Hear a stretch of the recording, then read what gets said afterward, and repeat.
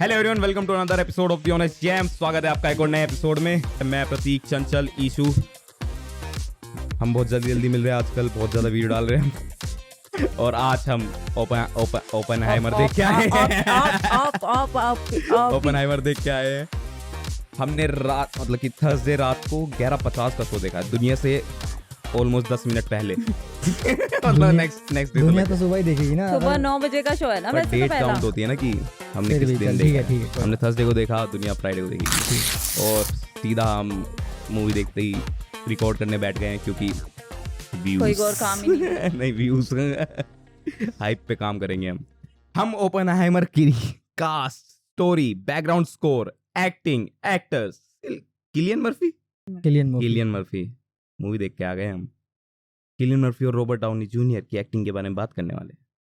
कैसे दे pulled off. Stars तो काफी थे उसमें यार, बड़े तो बस दो के नाम मुझे एग्जैक्टली याद है इस बाकियों के टाइम इशू पे। बताएगा। आई थिंक मेरा सबसे बड़ा सरप्राइज था, मुझे नहीं लगा था केसी एफ्लेक इस फिल्म में रहेगा। अगर तुमने किसी ने नहीं पहचाना, वो फिल्म देखी थी मैनचेस्टर बाय द सी, कौन सा था? वो जो जनरल बन के आया था, कौन सा हाँ, वाला? केसी एफ्लेक था। वो जो रशियन था जनरल, जिसके साथ वो इंटरव्यू बैठा था। और मुझे लगा था वो उस मूवी के बाद गायब हो चुका है। उसको कोई काम नहीं दे रहा। वो ये काम कर रहा था वो उस केसी टाइम पे। एफ्लेक है, बेन एफ्लेक का भाई है वो। अच्छा। तो मूवी में सबसे बेस्ट चीज क्या लगी? हम इससे स्टार्ट करेंगे सीधा। बेस्ट मेरे लिए आई थिंक प्रेजेंटेशन है। वो जो जिस तरह से नोलन ने कैप्चर किया है ना ओपनहाइमर का माइंडसेट हमें दिखाने के लिए, एग्जैक्टली कि वो के दिमाग में क्या चल रहा था, उसकी सराउंडिंग्स में रहने के बाद भी वो वहाँ नहीं था, वो जिस तरह से उसने कैप्चर किया वो मुझे सबसे अच्छा लगा। जैसे मैं अगर एग्जांपल के लिए भी ले लूँ, पर्टिकुलर जो हाँ सीन था सीन था एक, स्पॉइलर हो जाएगा बट कोई बात नहीं, वैसे भी समझ में नहीं आने वाला आधो को। हाँ, तो स्पॉइलर कोई नहीं है, मूवी सब देखने स्टोरी के बाद भी नहीं और आने देखने almost के पता वाला। है। बाद भी समझ नहीं आएगा। तो तो मेरे लिए सबसे इम्पैक्टफुल सीन वही था जब एटॉमिक बॉम्ब वो गिरा देते हैं हिरोशिमा और नागासाकी वाला। उसके बाद जब वो अपनी स्पीच देने आता है इन सबके सामने लॉस एलमोस में, और उस स्पीच देते देते जो उसका डिलेमा दिखाया है, उसको रियलाइज भी हो रहा है उसको कि मैंने हिट हुआ क्या कर एकदम दिया से है, गिल्ट।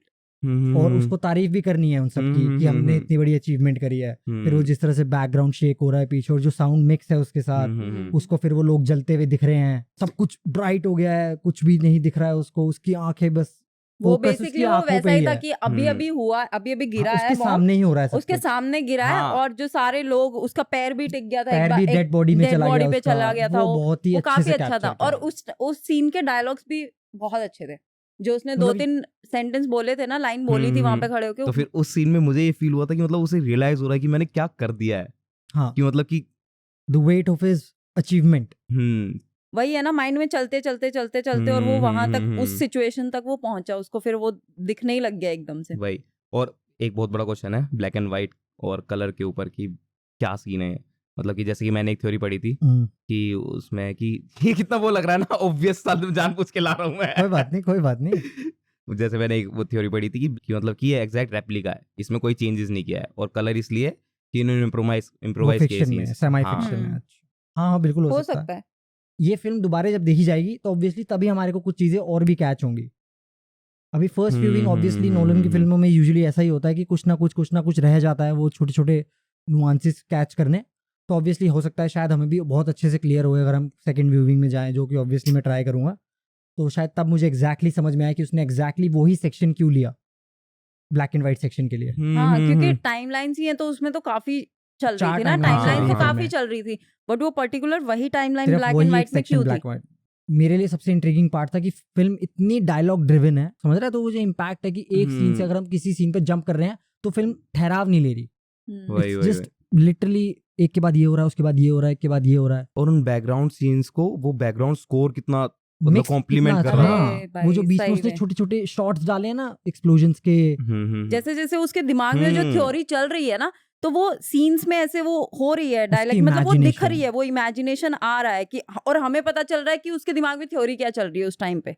मतलब कि जो बीच में जो सीन्स आ रहे हैं ना, जो कनेक्शन दिखाया है, जो भी स्टार्स दिखाए हैं, जो भी दिखाया ना उसने, वो बेसिकली उसकी थ्योरी, और वो हमें इमेजिनेशन में दिख रहा था। मतलब वो प्रैक्टिकल नहीं था, बट उसकी थ्योरी को एक प्रैक्टिकल वो दिया है पॉइंट ऑफ व्यू। 10 सेकंड में इतने सारे शॉट्स दिखा रहे थे और वो समझ में आ रहा था कि क्या हो रहा है।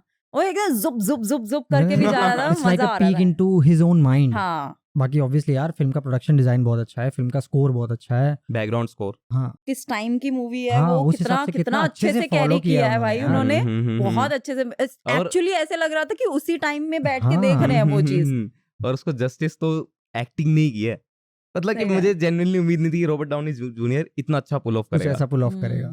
क्योंकि वो नहीं अच्छा तो करता पर कुछ अच्छा ऐसा तो करता, डिफरेंट, हाँ। एक्स्ट्राऑर्डिनरी, हाँ कि ऐसा कुछ क्योंकि डिफरेंट उनके लुक्स इतने अच्छे वो किए हैं ना उन्होंने, Capture किए डिजाइन हैं। किए हैं कि इतने मतलब वो पहचान में ही नहीं आ रहे थे और पहले तुम तो। लोगों ने नोटिस किया फिल्म के मोस्टली शॉट जितने भी थे वो सिर्फ दिस, कोई लॉन्ग क्योंकि शॉट नहीं पूरी है ऐसा जरूरत फिल्म ही में। नहीं पड़ रही थी ना यार, पूरा ऐसे हम्म, फेस का वो था फेस पूरा। पे ही लॉक है पूरी फिल्म, Face पे ही, सभी सही एक्टर्स में। और के इन्होंने face पे। शायद दो महीनों में शूट किया ना सब कुछ। हाँ और मूवी का बजट क्या है? $100 million।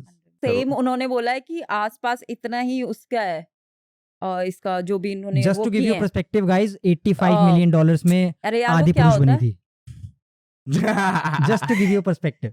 इतने ही आसपास इसका वो भी। Haters। अरे यार वो क्या होता है यार, पीआर वगैरह वो क्या होता है प्रमोशंस में, Marketing। प्रमोशंस हाँ, marketing मार्केटिंग में भी इतना है। काफी पैसे लगते 100 + 100 200 हाँ। टोटल। हम एक्टिंग पे थे, एक्टर्स की तारीफ कर रहे हाँ हैं। ऑब्वियसली मैट हैं। डेमन इज Actress तो सुपर यार। यार, मैट डेमन ने भी अच्छा पुल ऑफ किया है। बहुत अच्छा पुल ऑफ किया। और एक्चुअली जो उसकी वाइफ थी उसका क्या नाम, तुम्हें किटी, वो तो मूवी में था ना। एमिली हाँ। ब्लंट। उसने भी अच्छा किया यार। तुम्हें एक्टिंग में मतलब कि एक होता है ना कि एक परफॉर्मेंस होती है हर एक एक्टर जो की, पिक करनी है मुझे, जो हाँ पिक करनी है, मतलब कि जो बेस्ट है उस मूवी में, कि ये रह गई है दिमाग में। ऐसा कौन सा सीन है तुम्हारे में दिमाग में? किलियन यार मर्फी से अलग किलियन जाना है। मर्फी के अलावा हाँ आइंस्टाइन वाला जो कैरेक्टर था, he हाँ। fucking pulled it off। हाँ। एल्बर्ट आइंस्टाइन मेरे ये लिए- मूवी में एल्बर्ट मेरे लिए आइंस्टाइन। जो हाँ। बेस्ट सीन था ना वो बोला था वेरी गुड। जब उसकी वाइफ को जब बोलते हैं ना कि उसको वो देना होता है उसकी तरफ से, Interrogation के time पे वो वाला इंटेरोगेशन के scene। टाइम पे जब उसकी वाइफ बैठती है ना टेबल पे, तो जो वो इतने टाइम से उसको बोलती आ रही थी ना कि मैं होती तो ऐसा होता, मैं होती तो ऐसा करती, या तुम्हें ऐसा करना चाहिए, उसने वहां पे वही करके दिखाया। उसने एक्चुअली सबको स्पीचलेस कर दिया था उस टाइम पे अपनी बातों से। वो अच्छा सीन था, बहुत अच्छा सीन था, और उसने पुल ऑफ बहुत अच्छे से किया था। नाइस। इसने तो टॉम नोट्स बना कॉन्टी रखे नाम भाई, है। देख नहीं मैं एक्चुअली उस एक्टर का नाम टॉम हम्म। कॉन्टी नाम है उनका, जिसने एल्बर्ट आइंस्टाइन प्ले। जिस सीन की ये बात कर रही है वो सीन है मतलब कि एंड में या बीच में ऐसा। हाँ, जब उसके लिए जब हम्म। ओपी के लिए इंटेरोगेशन चल रही होती है और जब उसकी वाइफ का नंबर आता है ना, किलियन मर्फी की। हाँ वही ओपनहाइमर ओपी। ओपी अच्छा ओ OP? हम शॉर्ट फॉर्म पे आ गए हैं। अरे भैंस की फिल्म यार। में भी तो बोल रहे थे वो उसको ओपी फिल्म में ओपी। वही तो बोल रहे थे यार अरे उसको। मैं तो ओपी वो OP पबजी वाले ओपी को सोचता हूँ ना एकदम से। OPPIE वाला। मैं सोच रही OP। नाम क्यों नहीं ले रही है इतनी OP। देर से। ये ओपी बोल रही है। ओपी अरे की जो वाइफ माय बैठती बैड है भाई, माय जब bad.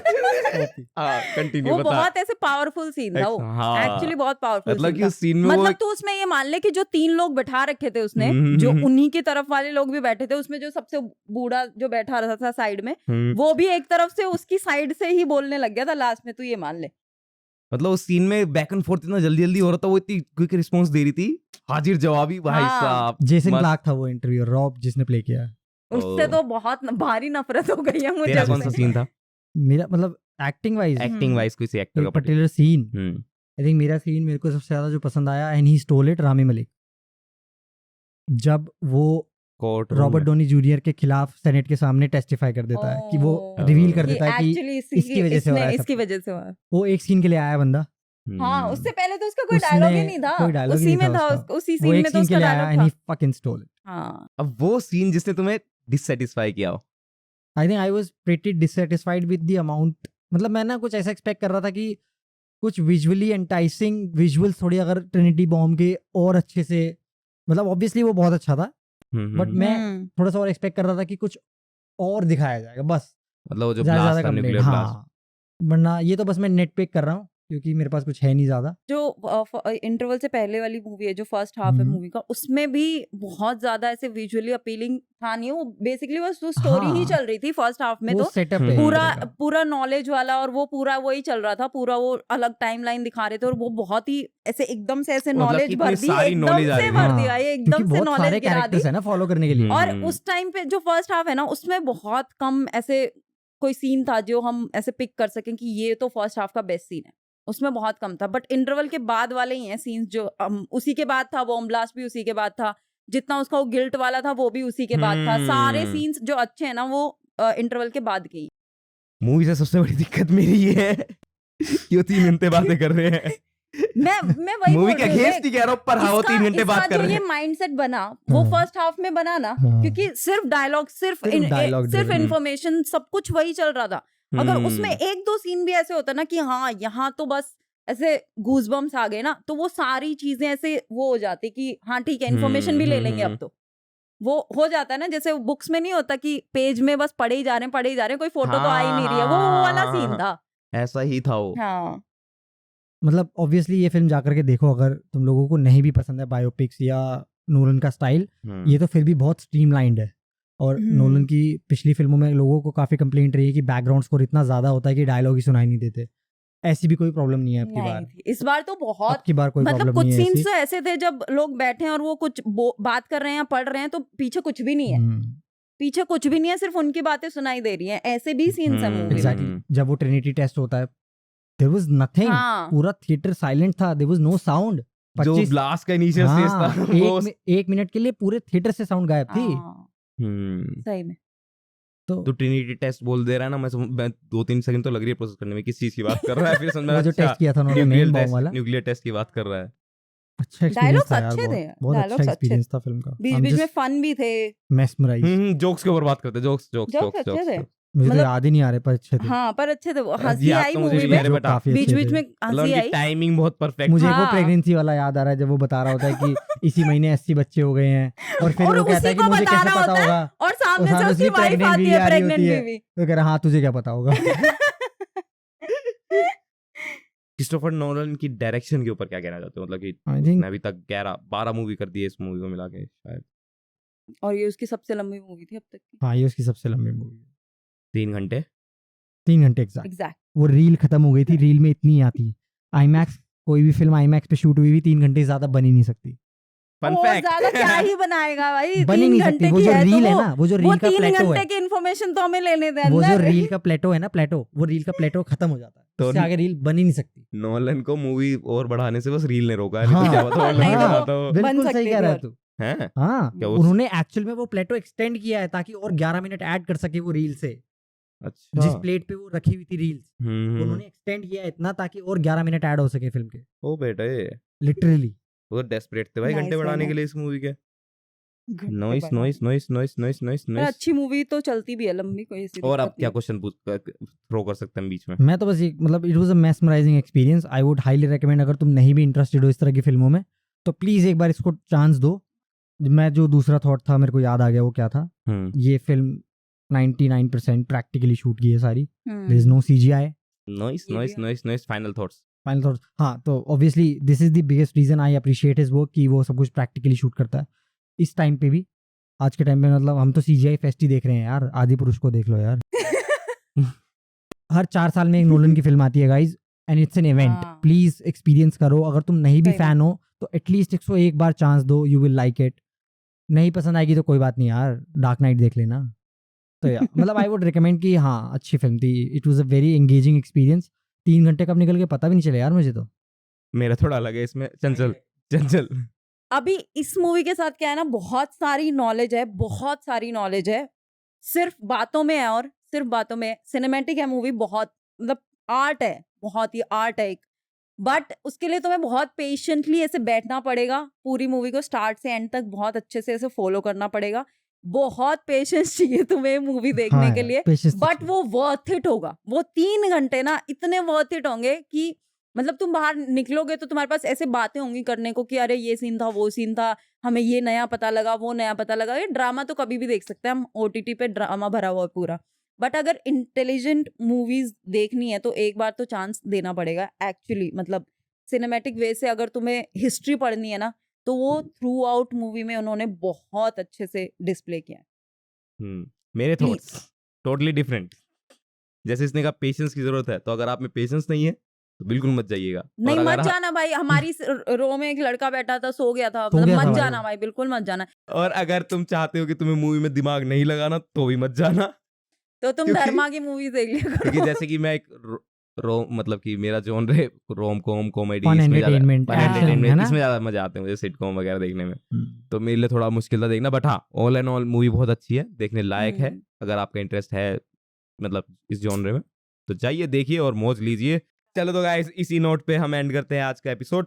I would highly Video, recommend, podcast. Please अगर तुम ये मूवी अकेले मत देखने जाना, प्लीज दोस्तों के साथ जाओ, ताकि तुम अगर तुम्हें नहीं भी और पसंद जो आए तो भी एटलीस्ट सोए मजाक ही थप्पड़ उड़ा लो। मारना खींच के। अकेले तो नहीं झेल पाओगे और आप मूवी ये फिल्म। पसंद आए ना हाँ, आए, actually. हमारे चैनल को लाइक शेयर सब्सक्राइब जरूर कर देना, कमेंट कर देना, अपने थॉट्स बताओ कमेंट्स में। हमारे पास बहुत ज्ञानी बंदा है, रिप्लाई तुम करेगा लोगों को आपके कैसे कमेंट्स लगी के। ओपेनहाइमर, ऑब्वियसली डिस्कस करो, कुछ इंटरेस्टिंग फैक्ट बताओ जो हमें नहीं पता फिल्म के बारे में। और आपके इनपुट्स के जवाब देगा ये। हाँ, मैं तो कितने जरूर positive हाँ, दूंगा इसको कोई guys। काम नहीं। Tata bye bye. हमारे इंस्टा हैंडल्स पे फॉलो कर देना, लिंक बायो में है। Bye bye bye bye bye, sayonara.